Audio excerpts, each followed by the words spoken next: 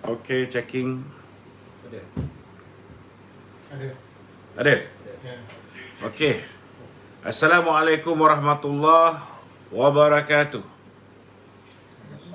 Salam satu Malaysia. Kita ke udara pada malam ini dalam sesi Bual Bicara bersama saya. Malam ini kita akan kupas satu tajuk yang saya rasa bakal hangat, bakal hangat kerana hari ini terkini yang kita terima Tan Sri Muhyiddin Yassin insya-Allah bakal kita tamatkan riwayat politiknya tidak lama lagi, tuan-tuan. Alhamdulillah. Okey. Dan beberapa nama sudah dinaikkan sebagai calon-calon yang mungkin boleh diketengahkan, Antara calon-calon yang hari ini nampak bukan main hebat, melobi untuk menjadi PM interim dalam kerajaan darurat ataupun kerajaan sementara ataupun tak kira lah kerajaan apa pun, Antaranya ialah Hishamuddin Tun Hussein, yang turut dinamakan oleh Tun Dr. Mahathir Mohamad.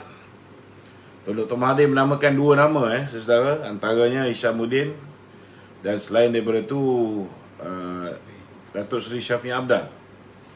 Begitu juga dengan Tan Sri Muhyiddin yang nampaknya bagai sudah pun mengangkat bendera putih, meletakkan ada laporan-laporan media yang keluar, contohnya boleh tunjuk contoh laporan media yang keluar, mengatakan beliau bersedia untuk mengundurkan diri sekiranya penggantinya Hishamuddin gandingan dengan Azmin Ali diangkat menggantikan untuk jawatan Perdana Menteri dan juga Timbalan Perdana Menteri.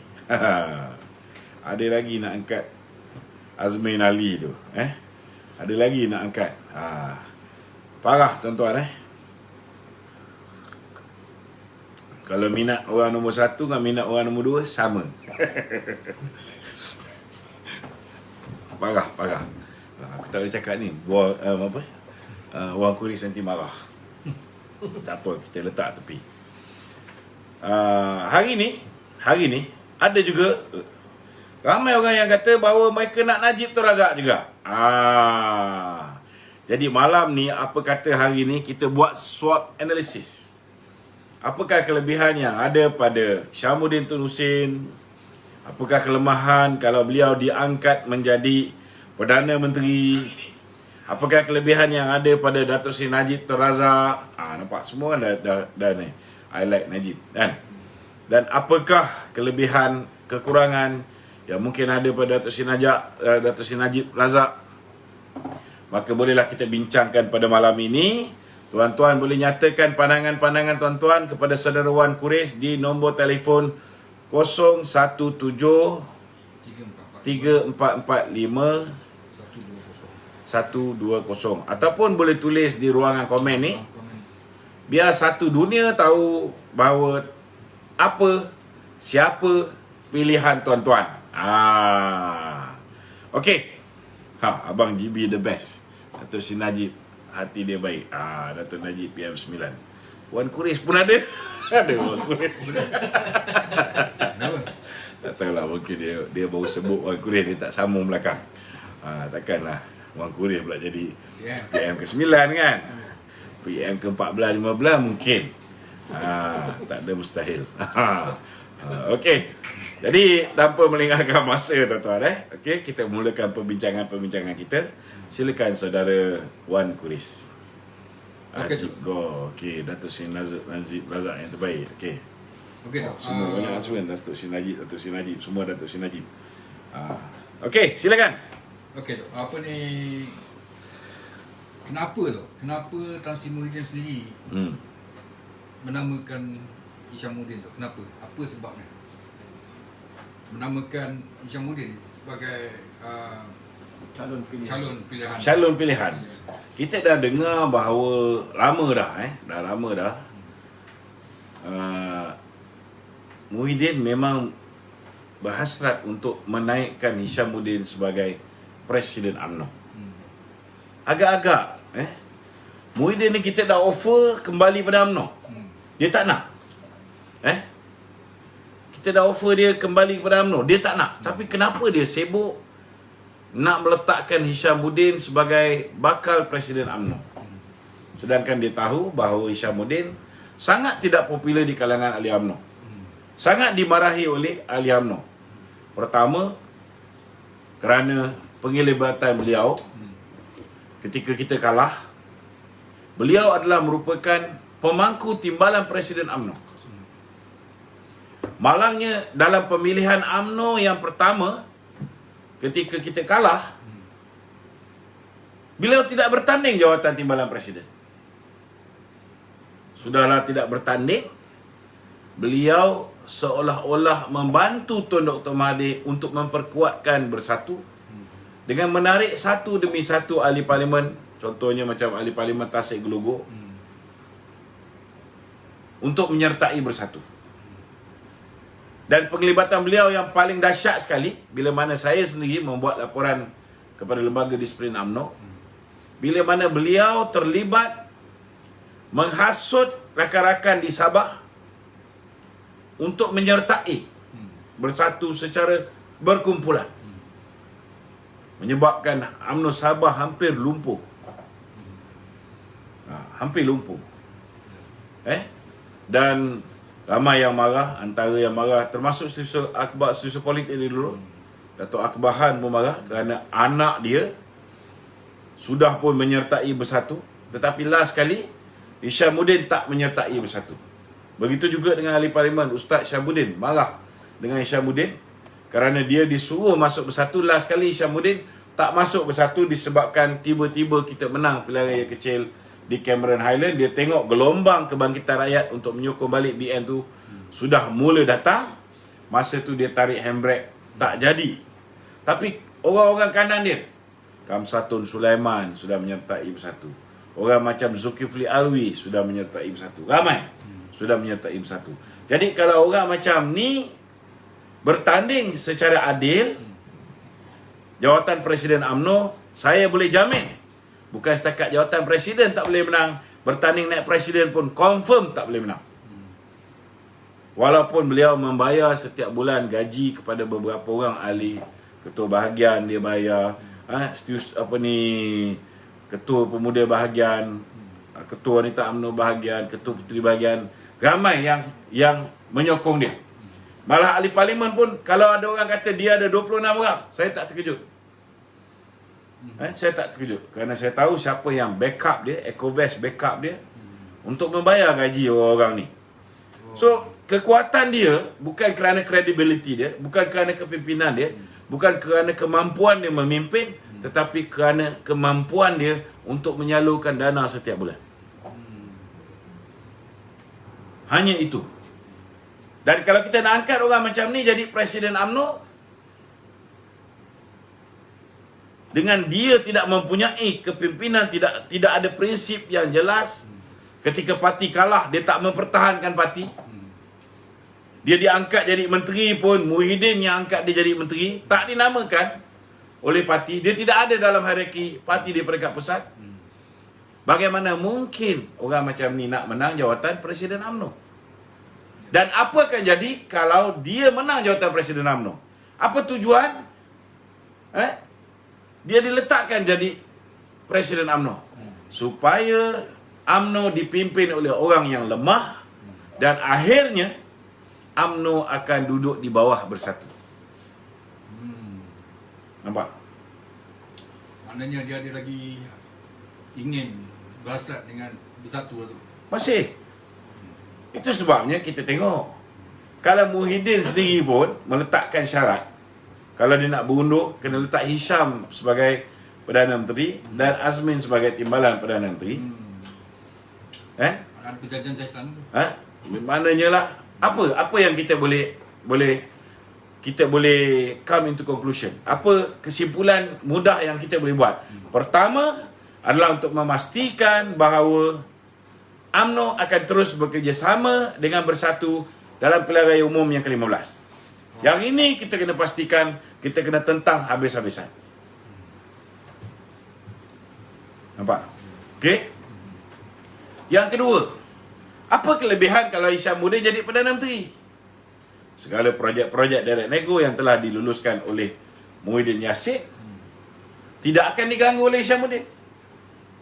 Segala projek-projek yang diberikan kepada kroni-kroni Tun Dr. Mahathir tidak akan diganggu oleh Hishamuddin. Malah kalau Azmin Ali menjadi timbalan Perdana Menteri, walaupun saya tahu tuanku pun dah mula apa, dah boleh nampak siapa Azmin Ali ni, kan? Dan saya tak nampak dia boleh jadi timbalan Perdana Menteri, kan? Tetapi apa tujuan dia sudah pasti adalah untuk menjaga kepentingan dua manusia ni, kepentingan Muhyiddin dan kepentingan Mahathir. Betul. Yalah, kita dengar selain daripada Muhyiddin, Mahathir juga turut menamakan. Mahathir juga menamakan Hishamuddin. Ya. Sebelum ni kita dengar Hishamuddin mencadangkan supaya Mahathir menjadi PM interim dan dia sebagai timbalan. Tapi bila sebut nama Mahathir, bukan setakat menteri-menteri tak nak, bukan setakat ahli-ahli parlimen tak nak, jaga kat Putrajaya pun tak nak.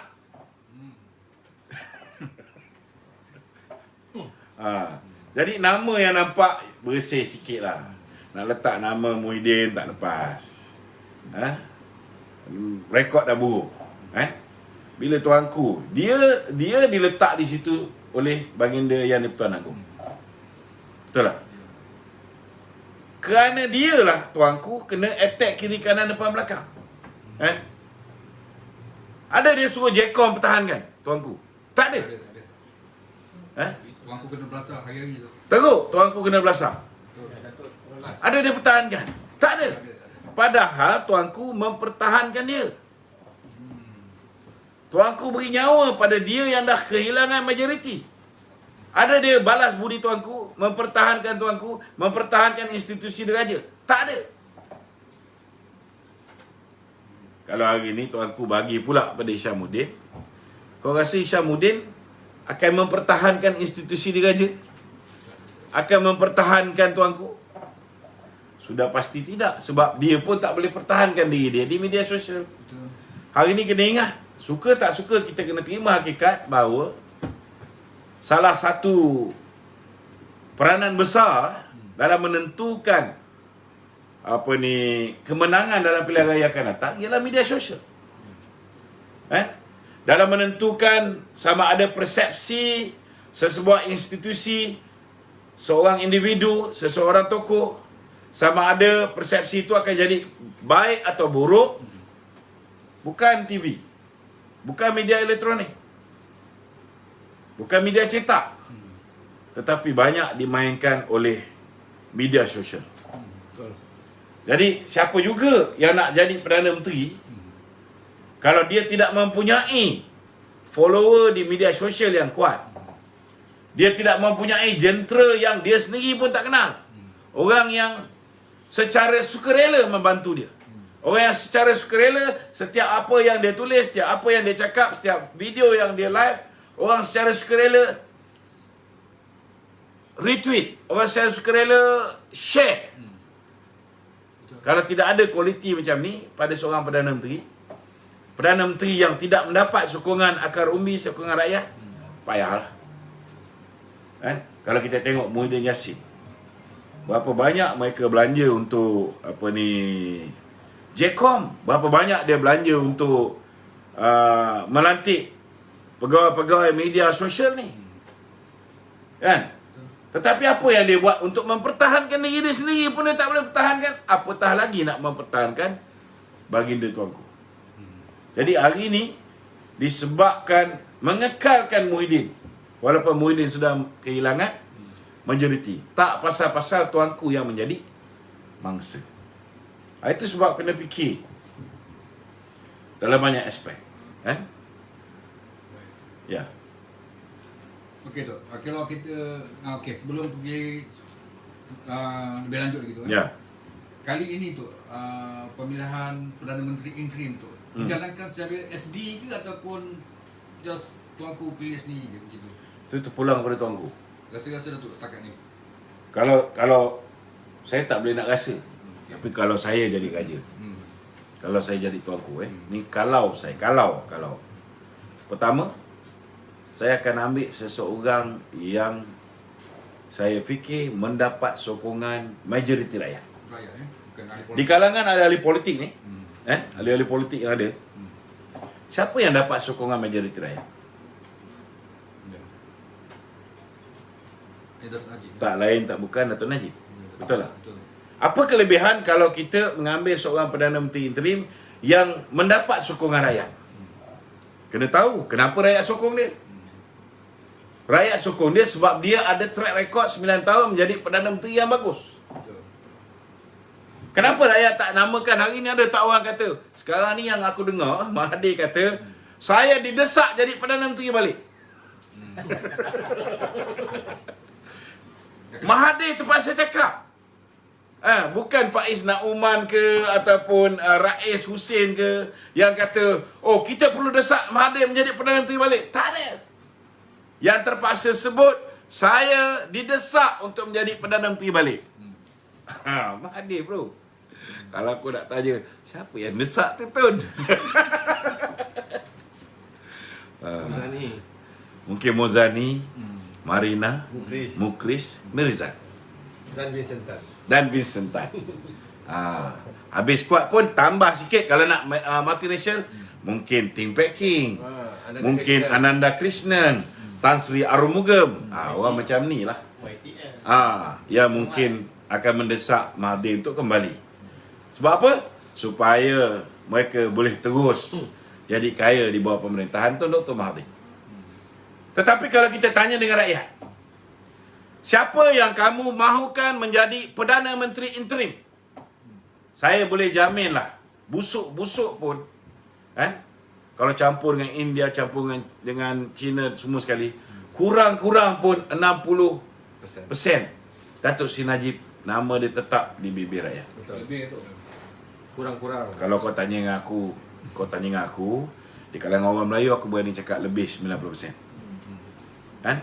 Tapi kalau kau kata campur India, China, kita kena be realistic. Let put it at 60%.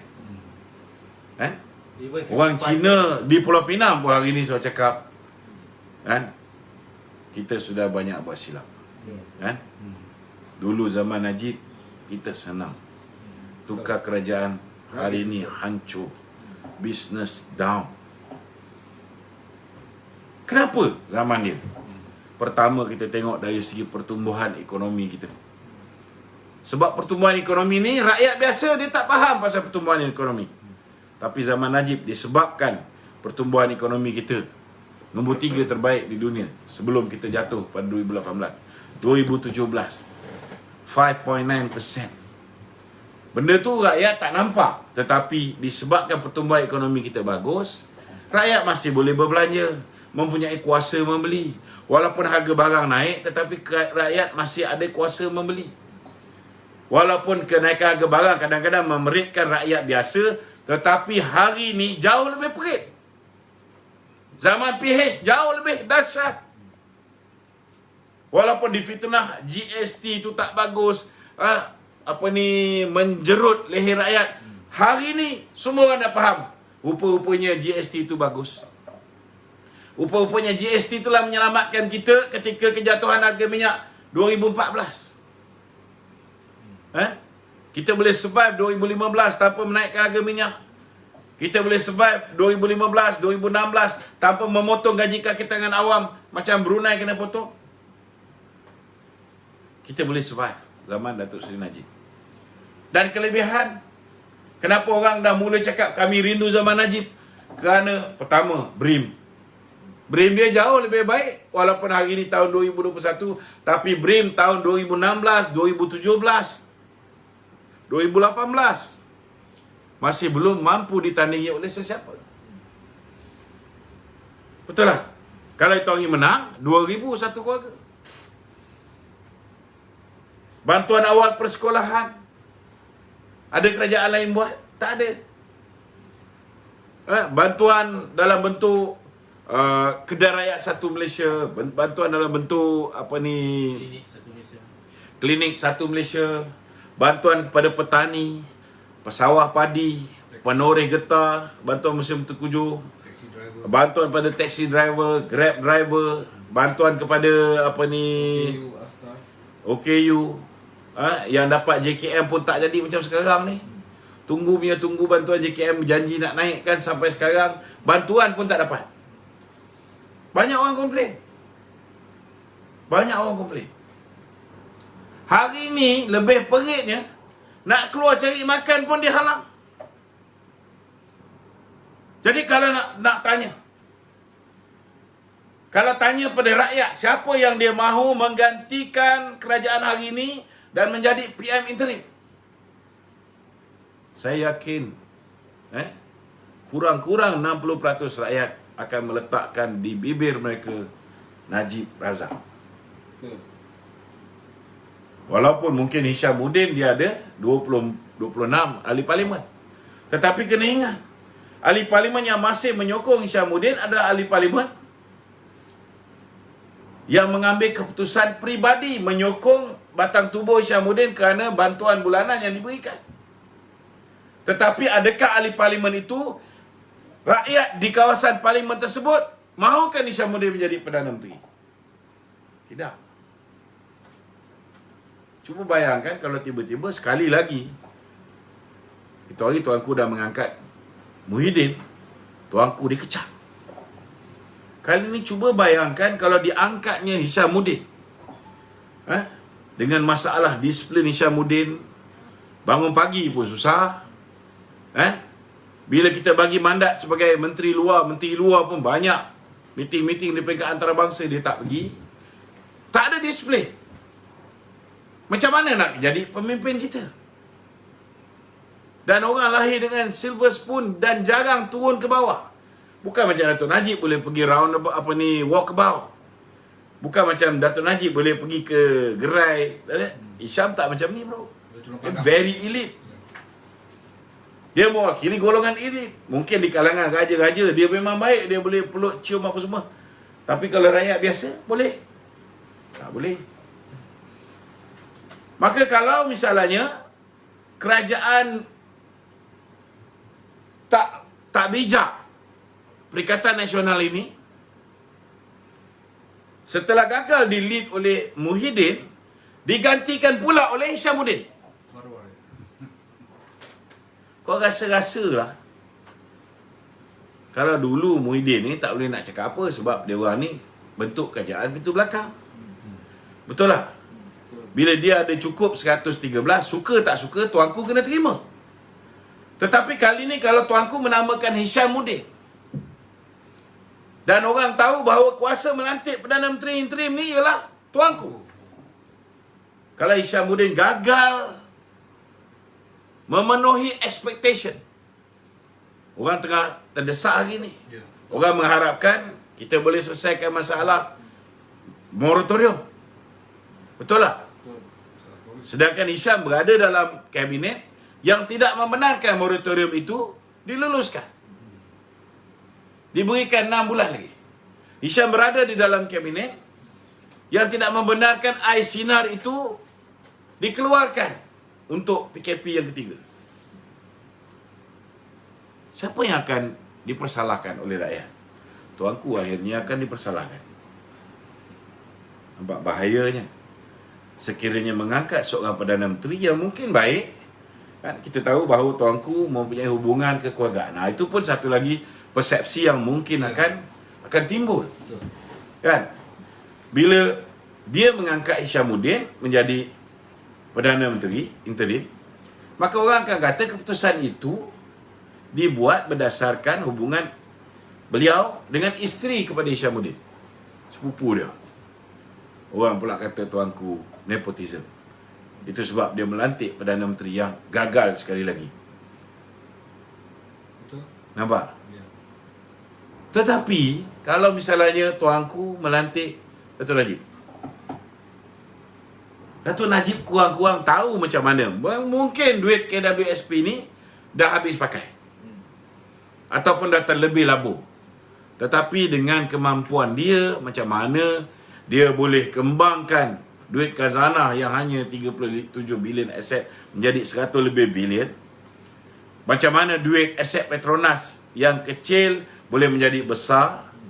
Macam mana pertumbuhan ekonomi negara daripada hanya lebih kurang 800 bilion, saiz ekonomi kita boleh menjadi 2 trilion.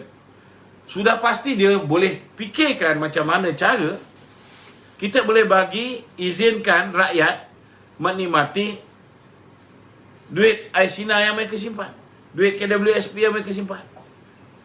Boleh mengeluarkan.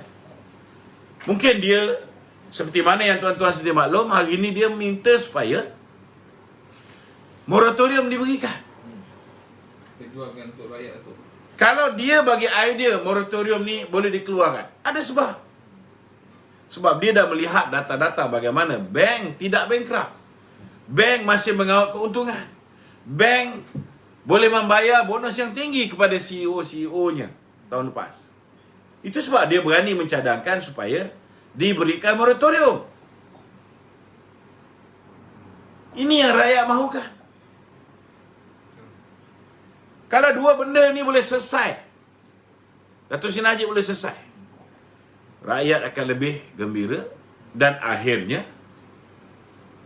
tuanku juga akan dihormati kerana membuat keputusan yang tepat. Siapa kita nak cari lagi yang boleh meletakkan Bursa Saham Kuala Lumpur indeks BSKL 1886 mata, tertinggi dalam sejarah? Siapa yang boleh membawa masuk foreign direct investment, mempunyai hubungan diplomatik dengan negara-negara jiran dan negara-negara kuasa besar macam Amerika, macam China, macam India, yang boleh memastikan bahawa komoditi kita dapat dijual, dieksport kepada mereka? Siapa kalau bukan Datuk Najib? Kalau nak letak seorang Perdana Menteri interim di dalam keadaan yang bukan krisis time, mungkin boleh letak Isyamuddin, kita boleh cuba try test. Tapi hari ni kita dah letak Mahathir, gagal. Muhyiddin, gagal. Nak letak seorang lagi, gagal. Sebelum ni, tak boleh nak salahkan tuanku. Sebelum ni tak boleh salahkan tuanku. Sebab apa? Sebab mereka dipilih oleh rakyat. Apa dia? Yang memilih Mahathir ialah Pakatan Harapan. Bukan rakyat yang pilih. Rakyat tak pilih Mahathir. Daripada 55 kursi yang dia bertanding, hanya 13 kursi dia menang. Rakyat tak pilih. UMNO, busuk-busuk UMNO dicemur, dihina, difitnah. Daripada 122 UMNO bertanding, 50 lebih. UMNO menang 54 kursi. Maknanya dia menang lebih daripada 48%. Bersatu menang hanya lebih kurang 28%. Maknanya UMNO lebih diterima, Najib lebih diterima berbandingan Mahathir, berbandingan Muhyiddin. Betul tak? Dari segi parti tu Dari segi parti. Parti terbesar. Itu kena fitnah. Tetapi kali ini interim Prime Minister solely, orang akan nampak ini kuasa agung. Orang akan nampak kuasa agung. Tak ada kena dengan parti. Itu bahaya.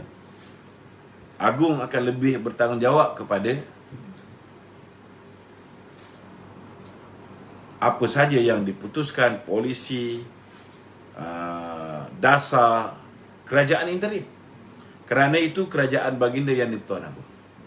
Salah pilih, habis. Salah pilih, habis. Habis. Itu sebabnya kita kena pastikan orang yang betul-betul boleh buat perubahan. It's not going to be easy for even Datuk Seri Najib untuk buat perubahan. Tetapi berbanding dengan orang lain, dia mempunyai pengalaman untuk melakukan sedikit anjakan. Kan? Bila dia dah mula spark, lepas tu ekonomi tu akan berkembang. Rakyat hari ini fikir macam mana dia boleh hidup macam dulu. Rakyat hari ini fikir macam mana kita boleh keluar daripada wabak COVID ni. Kalau Hishamuddin ada dalam kabinet ni, Azmin Ali ada dalam kabinet ni, wabak ni sebelum berlakunya darurat ada 3,000. Bagi dia orang kuasa penuh. Boleh salah gunakan akta darurat, ordinan darurat. Angka jadi 8,000. Tak gagal lagi. Masa kita sebelum umum darurat, angka orang yang positif Bawah 3. 140 lebih ribu. Betul tak? Ya. Sekarang angka orang yang positif sudah melebihi 500 lebih ribu. Masih tak dianggap gagal lagi kerajaan ni. Masih nak letak orang-orang yang berada di dalam kerajaan hari ini untuk mengambil alih pucuk pimpinan negara. No way. No way. Okey, ada apa-apa soalan lagi? Okey Dok. Tapi Hishamuddin, saya rasa dia dah banyak pengalaman dalam kabinet. Siapa pula yang telefon ni? Terputus, aku dah... Ya. Oh. Okey. Tapi Hishamuddin pun dia ada banyak pengalaman, takkan dia tak belajar langsung tu. Siapa? Hishamuddin. Belajar Islamik dalam Taiwan. Beginilah. Tak, dia dah lama dalam kabinet. Okey. Adakah dia makan gaji? Betul lah. Okey, tak kisah. Okey. Hishamuddin lama dalam kabinet. Ya. Adakah dia tidak mempunyai pengalaman? Ya. Cuba bagi satu kelebihan yang ada pada Hishamuddin yang boleh kita anggap ianya sebagai satu kejayaan ketika dia memimpin Kementerian Pelajaran, Kementerian Pertahanan. Apa lagi kementerian yang dia ni? Kalau ni ada tak? Kementerian Dalam Negeri. Luar negara. Cuba beritahu. Luar negara. Dia jadi Menteri Dalam Negeri.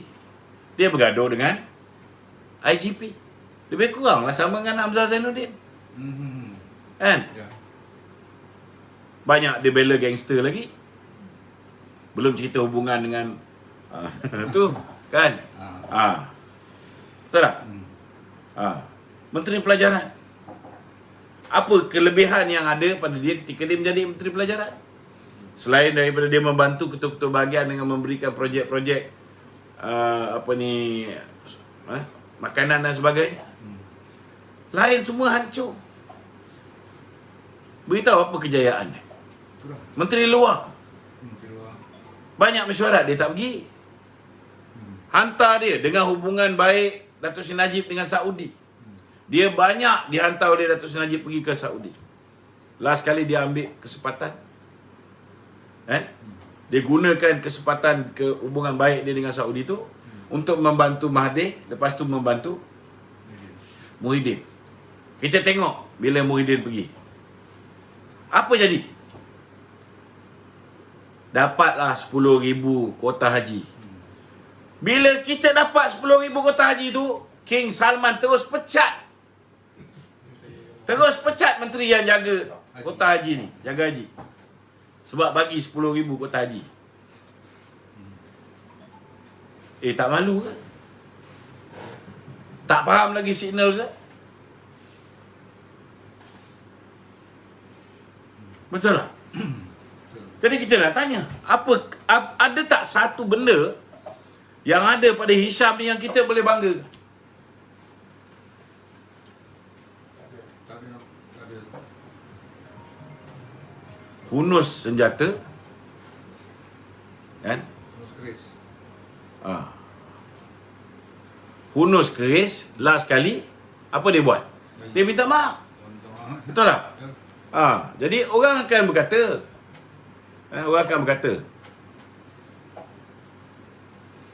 so jadi kita kalau nak pilih seseorang tu, ini kali kita tak boleh lagi cuba try test.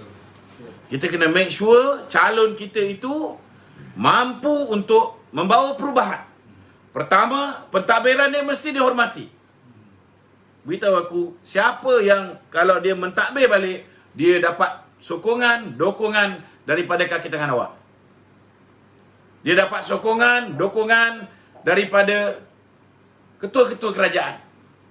Dia dapat sokongan, dorongan daripada apa dia panggil? Tak kira lah.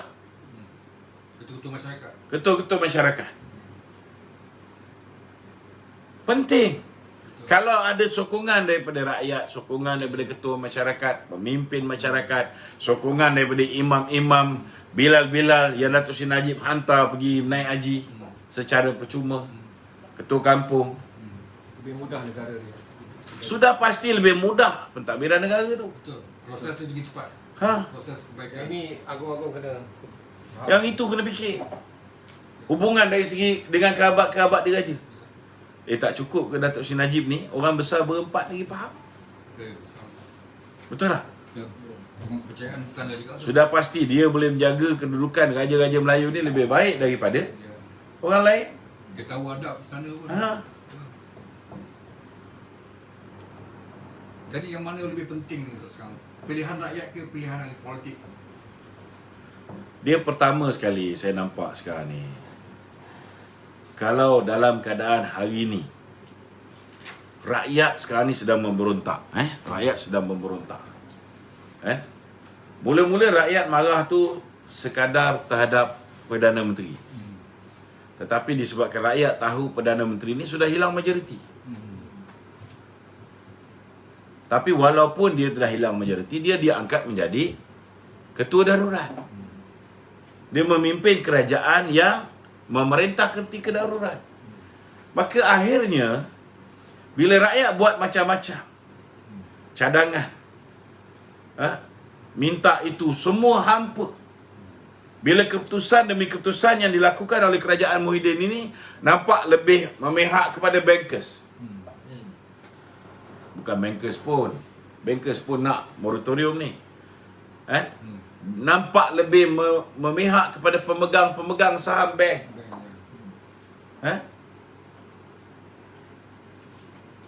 Nampak banyak keputusan-keputusan yang dibuat tidak memikirkan macam mana rakyat nak survive dan hidup setiap hari. Maka sudah pastilah akhirnya, bila dah bengang sangat dengan Muhyiddin, rakyat menjadi bengang kepada orang yang mengekalkan Muhyiddin. Betul? Memang logik. Betul. Kan? Betul. Itu sebabnya, bila mana darurat diumumkan. Sekarang darurat diumumkan. Bila darurat sudah diproklamasi, maka kerajaan itu bukan lagi kerajaan Muhyiddin. Kerajaan itu ialah kerajaan Baginda Seri Paduka Baginda Yang di-Pertuan Agong. Betul. Maka segala kesilapan yang dibawa oleh Muhyiddin, yang dibuat oleh kerajaan dan kabinet Muhyiddin, impaknya akan dapat pada tuanku. Maka itu sebabnya saya merasakan dah tiba masanya bahawa darurat ini dipimpin oleh sebuah jawatan kuasa darurat ataupun mageran ataupun interim government. Interim government yang boleh memastikan bahawa pertama wabak COVID-19 ni pergi. Banyak cara. Cuma sekarang ni mereka mengharapkan COVID ini kekal supaya mereka kekal berkuasa. Tukar kerajaan yang mahu namanya harum kerana berjaya mengatasi masalah COVID, maka kerajaan ini sudah pasti boleh selesaikan masalah ni. Kedua, yang paling penting sekali, kedudukan ekonomi negara. Kita dah minjam terlalu banyak. Muhyiddin sendiri mengatakan kita dah tak ada duit. Bila kita dah berhutang terlalu banyak, kita pun dah tak ada duit.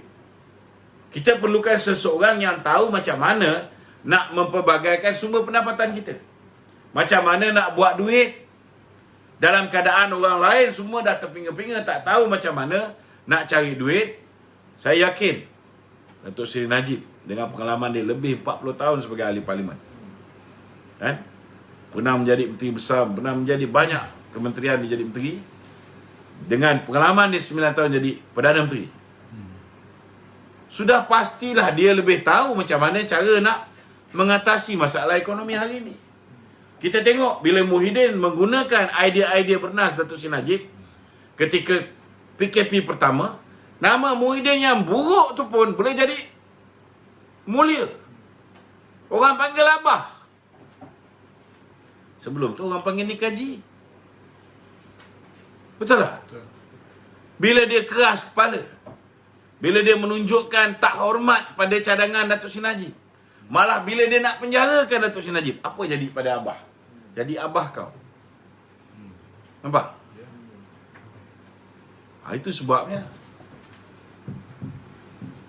Akhirnya, apa juga keputusan yang nak diambil oleh Raja-Raja Melayu pada perbincangan pertama 16 hari bulan ni. Kita mengharapkan supaya baginda Sultan dan Raja-Raja Melayu fikirlah macam mana kita boleh selesaikan masalah rakyat.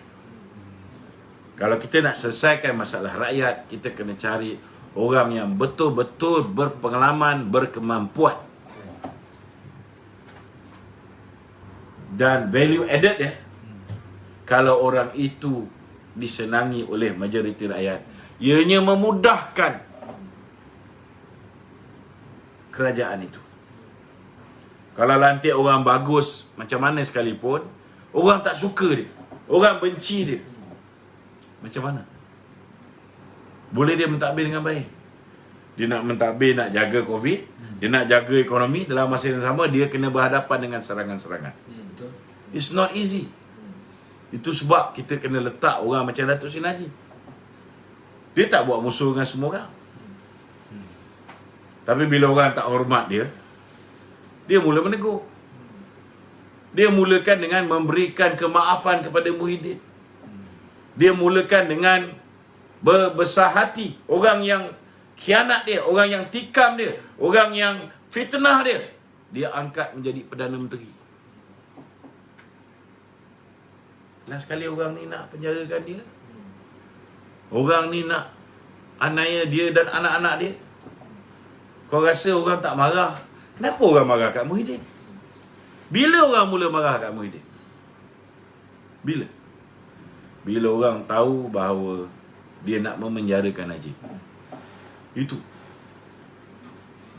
Jadi kalau ada seorang tokoh Isyamuddin yang bangun pagi pun tak boleh, dengan seorang lagi apa ni, Najib Razak yang ada track record,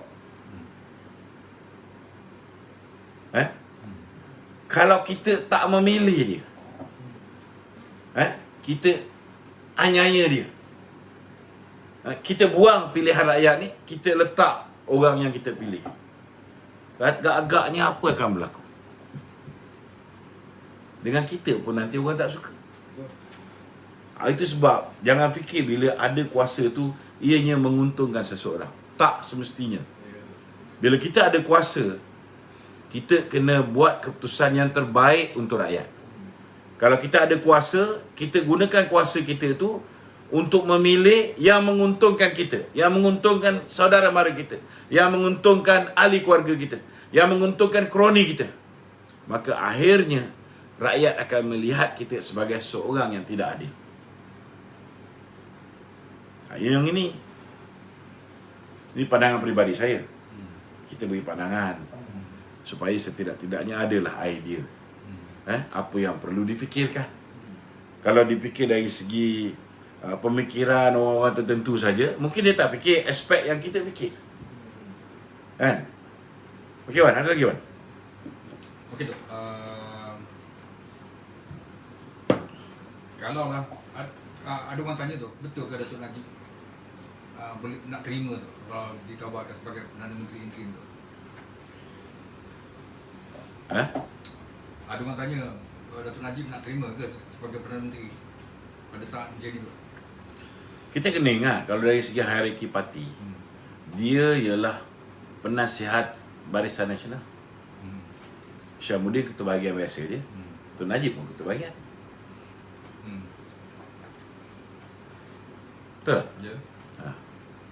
Tak, dari segi peribadi adakah Datuk Najib menerima kalau sekiranya ditawarkan sebagai Saya yakin walaupun Datuk Seri Najib dia banyak kali cakap dia nak selesaikan kes dia.